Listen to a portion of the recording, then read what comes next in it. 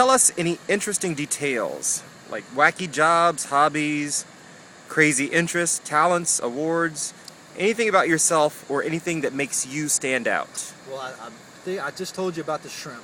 That was a really wacky job. I couldn't handle that. But one interesting award that I have won in my high school days as I graduated was I had 9 years in a row perfect attendance. So like I said, you can always count on me. I had 9, and from K to 12th grade, I only missed altogether 4 days of school. So I had nine of those years were straight perfect attendance. I like to surf. I'll tell you one interesting story about me is I never learned how to swim up until I was about 15 years old. I grew up around a swimming pool. My grandparents had a huge in-ground swimming pool, and I was terrified of the water. You could not get me out of the shallow without the floaties on. Of course, at 13 or 14, I was still in the shallow, but without the floaties. But you could not get me to jump off the diving board, not whatsoever. But now, here we are, 20 years later, and even before that, I have just turned into a water dog. I love the ocean. I love lakes. I love the kneeboard. I never jet skied, but I love to surf. I love to fish. I'm one of those guys. I'm the first one in the river. I love kayaking. I love canoeing. I'm an interesting guy, but and another interesting thing is me and my buddy Bruce Leroy, who's behind the camera right now, we shoot these videos down here downtown. Like, we'll go out for beers and we'll just pick up the camera and start shooting them. And I put all these stupid, crazy these videos on YouTube. The family don't like it. They say it's inappropriate, but I really don't care. We've actually got one coming up, a video coming up, an interview with a homeless man, and that's going to be done here shortly. So those are pretty much all the interesting notes that I have for you. That's about it. What's your favorite topic of conversation in a social setting? Religion, sports, politics, money? Well, I tell you, I'm a huge sports fanatic. I can talk about anything when it comes to sports. Sports.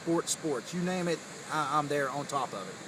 College football, NFL football, NBA basketball, college basketball, baseball, Major League Baseball, sometimes even minor league baseball I get into. There's not one thing there's not a subject about sports that I could not sit down. I could join a group and come right in the middle of the group and start talking about sports. Sports. I love sports. I don't watch anything. My television stays on ESPN, ESPN2, or the Speed Channel. NASCAR, anything with sports. That's what I talk about. And I love to cook. I love cooking up new recipes. I love grilling out. I love talking about my famous ingredients when it comes to my burgers, my nachos, my chicken, my marinades. I don't let all the secret out, but sports and cooking, I love to talk about. What are your pet peeves? What kind of people or situations push your buttons? Cocky people. I'm a pretty humble guy, so I don't like cocky people, and I don't like people who try to push their religion on me, and I don't like people who try to push their political views on me, that I have to be this way, that I don't know what I'm talking. People that tell me that I don't know what I'm talking about when I know what I'm talking about, that pisses me off. People that aren't clean piss me off. I don't like going into a public restroom and seeing pubes all over the floor. I don't like going into my own house, in my own bathroom, and my roommate's not clean, and he's got his facial hair all over the sink, and he's got a little drop of pube here on the rim of the toilet, or he peed in the floor by accident. I like things to be clean. Cleanliness is a must, and people who aren't clean, that is a big pet peeve of mine. And fast food. I don't like fast food restaurants is a very big pet peeve too. How do you handle stressful situations? How do you react? Well, the first reaction is smoke a cigarette.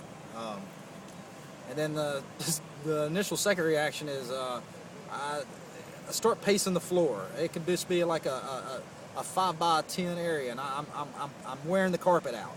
I pace, I smoke, I pace, I smoke, I pace, I smoke, and then I may call a friend.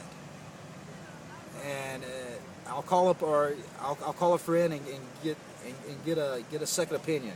What should I do? This is what's going on.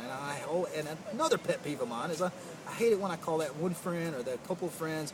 What should I do? And they have no answer, or they give me an answer I don't like. But anyway, when I handle stressful situations, I tend to smoke and I tend to pace, and that's just coming straight from the gut. And that's a straight up, honest answer.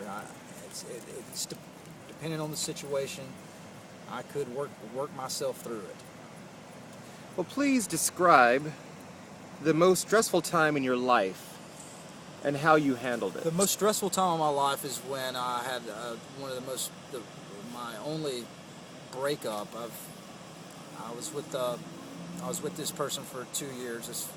A girlfriend of mine, Sarah. I was with her for 2 years, and just out of the blue, she decides that it's time to call it quits. And I didn't handle that situation good. That was very stressful. In fact, I ended up